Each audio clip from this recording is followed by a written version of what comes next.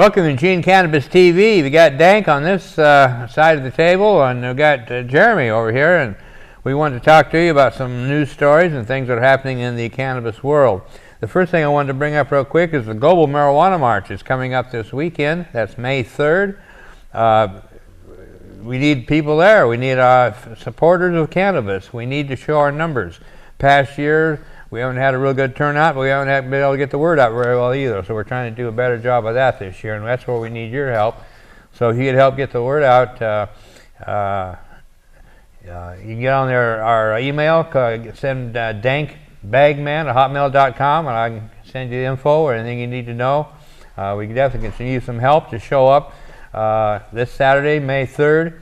It's the march itself starts at the Wayne Morris Free Speech Plaza at 11 a.m.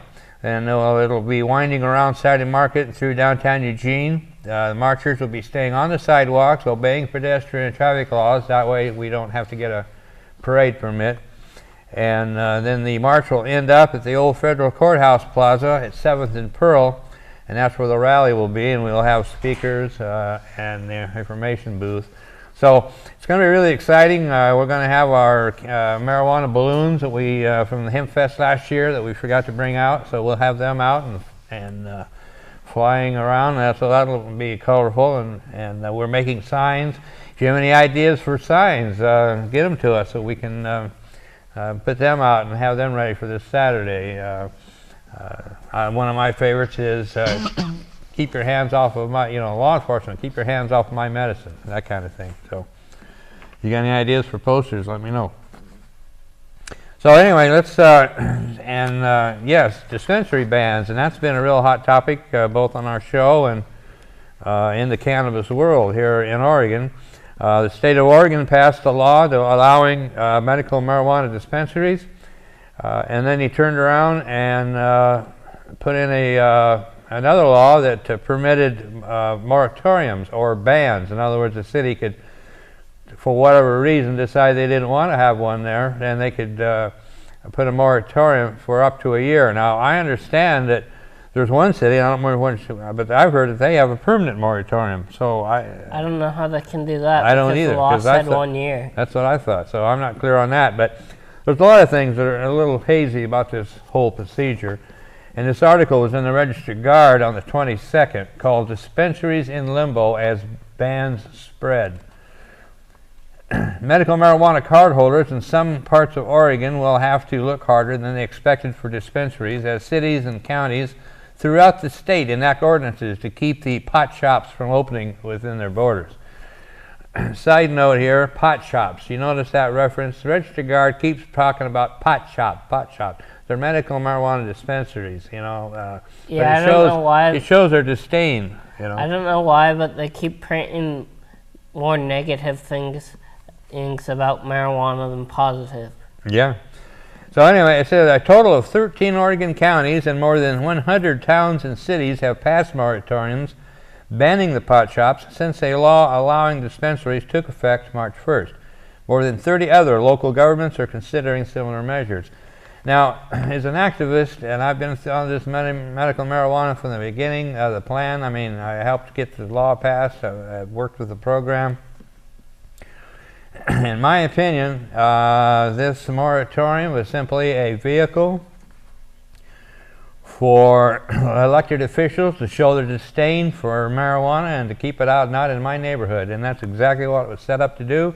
And that's exactly what it's doing. Illegal discrimination, basically. Yes, it is. Yes, and it allows discrimination of a medicine that a lot of people don't think is medicine, and it's not a question of whether they think it is. It is, because that's the law for one thing. And but anyway, so it's really despicable how many towns and cities and counties have actually passed the moratoriums. And also, in fact, back up a minute, the actual law that permitted the moratoriums and the bans, it was in the final vote, was passed by the whole legislature, minus, I believe it was 6 legislatures voted against it. The rest of them voted for it. So who's lining their pockets? Because that's not the will of the people. Yeah, it's really disgusting to me. It's probably the second most disgusting thing the legislature has done to medical marijuana patients. The worst being, of course, is when they arbitrarily doubled the fee a couple of years ago, and you know, they're already making money on the program, but they wanted more money for other programs, and so they, on the backs of medical marijuana patients, the patients that they despise, that they don't think it's really medicine, and yet they're double the money that they're making. So anyway, you might guess I'm a little ticked about that. So anyway, once again, they're doing it to us. The bill took effect days after Oregon had already begun accepting applications for dispensaries seeking state approval of their operations. See, that's another thing. People have put money into dispensaries, big bucks. The application fee alone is $4,000, and then they require high-tech security and blah, blah, blah, blah. It's super expensive to get a dispensary started. So these people put all that money into starting a dispensary, and then they come out and say, oh, no, we don't want them in this town for, at least another year. And so what's this person supposed to do that's got all this money tied up? It's just SOL, you know. And then if they decide to deny them, they only get $3,000 back. They don't get the whole amount back. Right, exactly. So it says the state's dispensary law was intended to move dispensaries out of the legal gray area. But after a number of communities voiced the desire to keep dispensaries out locally, the legislature in early March passed a law that would give them until May to adopt moratoriums of up to a year. The bill took effect days after Oregon already began accepting applications for dispensaries seeking state approval of their operations. More than half of the 340 applications the state has received so far have come from places such as Portland and Eugene, where local authorities are not looking to impose moratoriums. But many dispensary owners are still waiting to see if their communities will let them open or stay. At least 6 cities have enacted permanent bans or modified other ordinances, such as land use codes, to block the shops from opening. Medical marijuana cardholders are able to get the drug by growing the allowed amount for themselves or having an authorized person grow it for them. Many cardholders prefer to obtain the drug from dispensaries because of the selection available.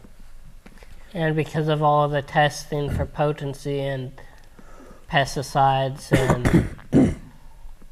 In Clackamas County, where 3 dispensaries in unincorporated areas have been approved by the state, patients and owners are awaiting the fate of a proposed moratorium set for a vote Thursday. If it passes, Mario Monmon says he'll go bankrupt. He owns the Maritime Cafe, which has been operating in an unincorporated part of the county for more than 2 years. He said he has more than $125,000 invested in the business. Some communities have acted 4 to 6 month moratoriums to make time for developing rules to restrict the hours, locations, and manner of dispensary operations. So anyway, Springfield decided not to go with the moratorium, and thank you, Springfield, and congratulations. And Eugene didn't even look into the issue. And Cottage Grove decided not to do it as well. Yes, so we do have some decent counties out there and some municipal governments that care about the patient, so it appears. So, and then we have the letter to the editor, and Jeremy, you want to read that one? Dispensary might lose registration, and the Oregon Health Authority's medical marijuana dispensary program works for the community safety while ensuring safe access to all medical marijuana for patients and caregivers registered with the Oregon Medical Marijuana Program. It registers only dispensaries meeting legal requirements, including that a dispensary can't be within 1,000 feet of a school, which they slipped that one in too, because there's no reason for it to be 1,000 feet from a school. You have to have a medical marijuana card to enter it, so there's not any school kids that are going to be able to enter it. The State Department of Education helped OHA build a database of Oregon schools that includes all publicly funded schools in the state. We've also used web searches to identify more than 350 private schools which aren't required to provide information to state agencies. The dispensary program granted a license to the Greener Side on March 28th. 2 days later, we received an email asserting the dispensary was within 1,000 feet of a network charter school campus. We checked with the school and discovered that although this main campus was in our database, we had no information about its 4 auxiliary campuses, which the school wasn't required to report to the Department of Education. OHA staff visited the school's auxiliary campuses and verified that the campuses were schools, so the agency sent a letter April 9th proposing to revoke the dispensary's license. The dispensary has 30 days from the date of the letter to appeal the proposed revocation, and during which time it can continue to operate. If it does not appeal, the OHA will revoke its registration and it will have to close. If it appeals, it will take longer to resolve the matter because the dispensary has a right to a hearing. Thomas Burns, Director of Pharmacy Programs and Oregon Health Authority. And that seems like it's a conflict of interest that he's the director of the pharmacy programs and the Oregon Health Authority. Yeah, he. We just got word from. I just got a text a little bit ago from Joseph. Joseph Hopkins. That's Joseph and Chelsea Hopkins of the Greener Side, friends of ours, and friends of the Hemp Fest. Been on the show. Anyway, they're the subject of this action here, and. So anyway, the last thing I asked him, sent an email today, asked him what the latest status was on that, and he said they're still working toward resolving the issue. So it's still up in the air. We'll let you know when that is resolved and how it works out. So it would be a tragedy if they would have to move because they've got a beautiful setup. They spent a lot of money setting that place up. It's the same thing with the what's their name? Not Springfield. I call it Springfield Wellness, but it's not. It's something else. Wellness. You mean in Springfield Medical Marijuana Pharmacy? Yeah. What was that? But what's the name of it? He said that he didn't know that there was a school within 1,000 feet, and you can see it from his front door. So. Yeah, that's another. You're talking about the one in Springfield. Yeah, you're talking about a different deal here. I mean, I was talking about the Greener Side, but then I was talking about the wellness. The one that's what you're talking about, and yes, he's having to move also. And again, he's got a pretty good attitude about it. He hasn't gotten his license yet because they wouldn't grant it to him until he's moved. Yeah. So anyway, there's 2 people right there that are having to spend big bucks just because of and it's ironic because he told us that he's the one who put that rule in place. Or at least had a big part of putting it there. Yeah. So we're going to take a break here. We've just almost overworked ourselves, so we got to take a little break, and we'll be back for the second half with some more information, more news. So come on back, and we'll see you then.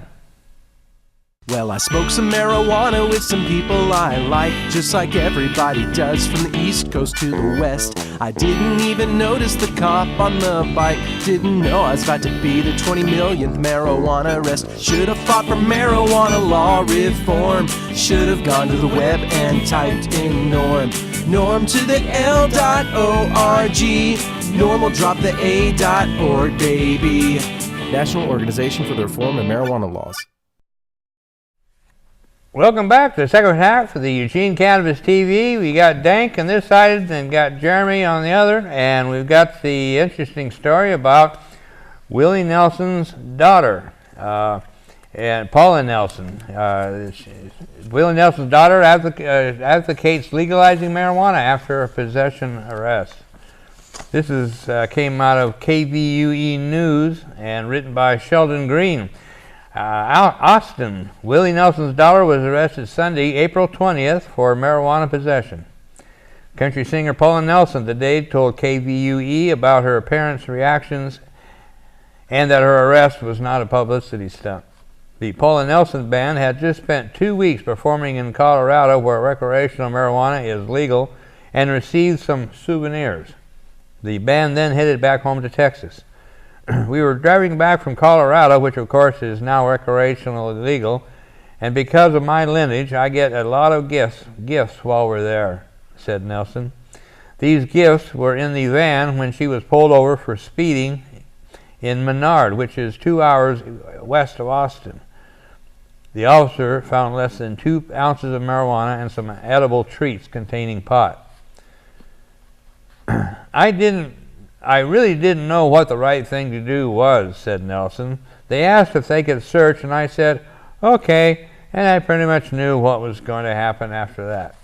Well, let me take a moment here and let's comment on that a little bit. First of all, when you got lots of money behind you, you're not going to be too concerned about doing the right thing as far as for your own safety. But most of us that are out there looking at the eye of the devil, you never commit to a search.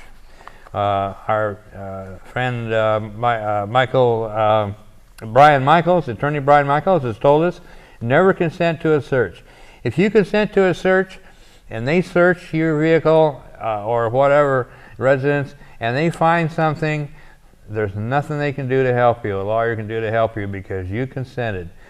We always refuse a search. They may search anyway, but always refuse. They'll try to intimidate you, they'll try to scare you. Stand up to your rights. I like to say your rights are like a muscle. You don't lose them if you don't use them, and that's a stone fact. And we are losing our rights because people aren't using them. So here's a prime example. But anyway, she said, "Oh, let them search the vehicle." Never do that. She was arrested and taken to jail, where she spent 10 hours. When she posted her arrest picture on Facebook, she was surprised at the amount of hate speech regarding police. It wasn't their fault. They were doing their jobs, and they were upholding a law that shouldn't be a law, Nelson told KVUE. That's a good diplomatic comment, but at the same time, I never have any sympathy when people stand behind the shield of, I was just doing my job. I like to come back and say, yes, that's what the Nazis said at the trials, war crime trials in Nuremberg. They said, yeah, we're just doing our duty. Well, that didn't seem to help them, and they still got prosecuted. Same thing with Lieutenant Calley in the Vietnam, the May Lee incident. Same thing. He said, I was just doing what I was told. Well, it didn't seem to serve him very well either. So I'm not real impressed when the police officers defend themselves for enforcing unjust laws by that comment. Anyway, go on here. It says, when her parents found out, Nelson said her mom was worried, but her dad just laughed. Willie Nelson has himself been arrested 3 times for marijuana possession. The father and daughter pair are both advocates for legalizing marijuana. The discussion, she hopes, will gain more notice because of her own ordeal. She said that alcohol and tobacco will kill people, but marijuana only has a bad rap. Some have questioned if the arrest was all for her own publicity, but even though Paula Nelson's CD sales have doubled since the arrest, she insisted that this was not a publicity shot. According to Texas law, those convicted of possessing marijuana can face up to 180 days in jail and a $2,000 fine. That's outrageous. In Oregon, it's like a $50 maximum fine. Yeah. And then we got another story that's off from KXAM.com. Willie Nelson's daughter arrested for weed possession on 420 on KXAN.com. Austin and Paula Nelson and Willie Nelson's daughter was arrested for possession of marijuana on April 20th in Menard, Texas. Appropriately enough, April 20 or 420 is a date set aside every year by pot smokers to celebrate the cannabis plant, usually in mass smoking events. A 44-year-old singer posted at her mugshot on her band's Facebook page, along with this comment on legalization. I want to make sure that everybody knows I'm not bad-mouthing the officers involved in my arrest. I know they were just doing their jobs. And he just said, well, I think about that too. And that they were very nice about it. It would have been better if they had smiled and let me go on my way home, but they don't make the laws. That is where we come in. Speak up on legalizing where it counts the most in your state. Is the bad people who make bad cops, not the police as a whole. Like I said, and all of the people of the law I met during my 420 adventure were great, and I'm better for meeting them. And I make good friends in that police station. I've noticed a lot of negative police comments. I assure you, the people I met involved all were Class Act folks, and again, I thank them for being so kind and the great publicity for the new CD, Under the Influence. Paula is not the only one of the Nelson clan to get busted for this offense. Her father, Willie, has been arrested 3 times for marijuana possession. In a subsequent post on her band's Facebook page, Paula admitted she may have received special treatment because she was Willie's daughter. But I don't know about that, because they keep picking on Willie just because he's famous for being a pothead. Yeah. And then we got another article on the same subject. This is in the celebstoner.com, written by Steve Bloom. He says that she was charged with possession of less than 2 ounces, so we knew that, and released on bond. Afterwards, Nelson posted the arrest photo on Facebook and commented, "Let's just say I'm writing a new song called Spread 'em, Squat, and Cough." They've both since been deleted. About his daughter, Nelson tells Celeb Stoner, "There's something to the apple not falling far from the tree. She's a tough little outlaw." So anyway, that's Paula. And on that Nelson. subject, if I remember right, his son Lucas has been arrested for marijuana possession before too. Yeah. And then we've got this. The Alaska legal pot vote is pushed to fall, and it could make the 3rd state to legalize recreational marijuana. We did this story before, the fact that Alaska will have a legalization initiative on the ballot. They were going to vote in August, but state election officials moved it. Anyway, yeah, they're going to move it to November, so they'll be voting on it the same time that, well, hopefully Oregon will. That same vote day, and the first Tuesday in November. And so this is, I wanted to finish out the show. This is an article that I came across that came out of the United Kingdom chapter of NORML, written by James Collins. And this was, I haven't got time to read the whole thing, but I just want to highlight it. But being a veteran myself, this really got my attention. And it says, in any war, we're talking about, this is, it's a war on drugs, and this has been forced upon us. It's a war. It says, I can't decide to label it that. A bunch of nincompoops in the White House called it the war on drugs a long time ago. I'm just taking up the banner of the conflict they created. I love that. In any war, a military must use its assets to their best advantages. The same is true in activism. A military has ground forces, air and naval support, and then also elite special forces who operate across enemy lines in hostile territory. Much the same can be said for our activists. We're not all the same. We have different skills and abilities, and we must apply these skill sets where they will be the most effective. A sniper doesn't work on an artillery battery, and a pilot would be pretty wasted serving in a MASH unit. You have to use your tools where they are needed. The air and naval support has to happen on the streets. You have to bombard the public with information, leaflets, information sessions, posters, social media, newspaper exposure. Anything possible to get the subject of cannabis on every wagging tongue should be used.